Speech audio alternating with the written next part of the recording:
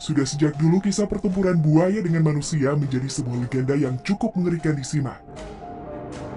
Misalnya yang terjadi pada masa Perang Dunia Kedua, yang menimpa tentara Kekaisaran Jepang saat merebut Pulau Rambre pada tahun 1942.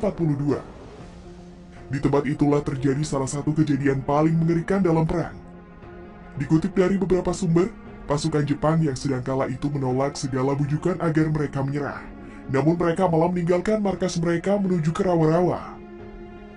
Malang bagi tentara Kekaisaran Jepang, mereka malah dibantai reptil pemangsa yang paling besar di dunia, yaitu buaya air asin. Jumlah populasi hewan itu tidak diketahui. Ternyata tentara-tentara Jepang telah menjadi mangsa empuk buaya-buaya tersebut. Nah sob, kisah serupa juga terjadi di Sungai Ruzizi di bagian tengah Afrika.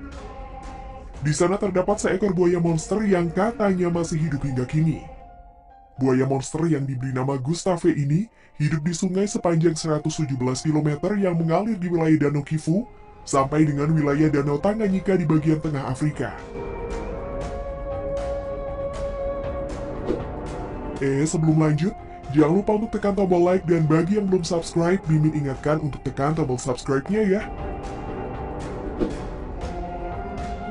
Sungai yang kerap disebut dengan Ruzizi itu melintasi 3 negara di Afrika Tengah, mulai dari Kongo, Rwanda, dan bermuara di Burundi. Diketahui, Gustave telah berada di sana sekitar 60 tahun dan memakan korbannya yang berukuran jumbo, salah satunya adalah manusia.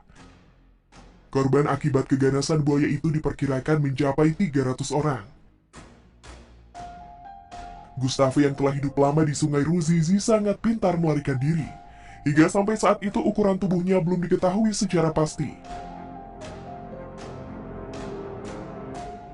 Namun berdasarkan pengamatan tim peneliti dan para saksi mata, tubuh besar buaya itu mencapai 5,5 sampai dengan 7,5 meter.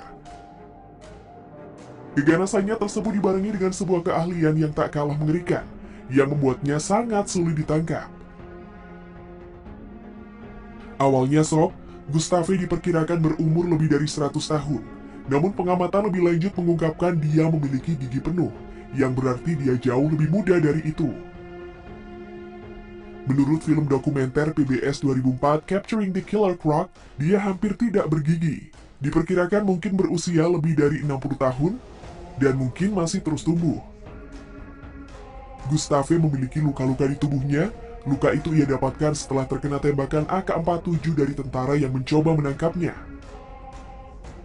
Penduduk setempat mengatakan dia melarikan diri dengan memakan peluru. Namun para ilmuwan membantah dengan mengatakan bahwa ukuran dan cirinya membuatnya sangat tahan peluru.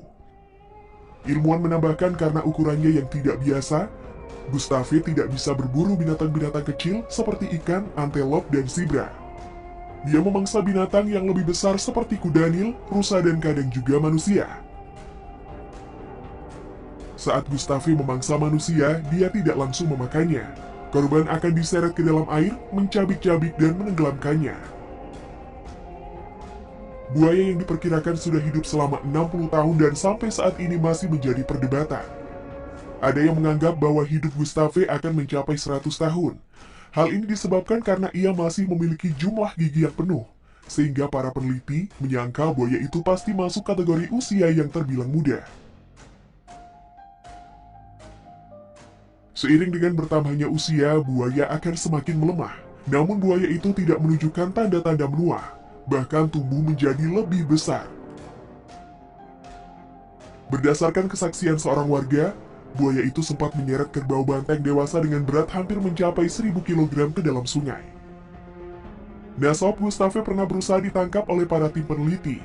Mereka sampai harus menyiapkan waktu sampai 2 tahun untuk menyelidiki tentang Gustave dan membuat sangkar seberat 3 ton dengan jerat khusus agar menangkap buaya besar tersebut.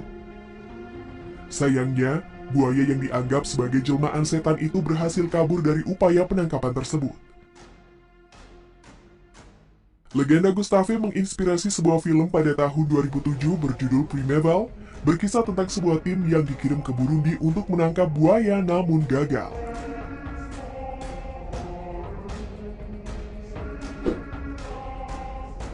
Nah Sobat Asik, bagaimana kalau menurut pendapat kalian? Jangan lupa untuk tulis komentar kalian di bawah ini ya.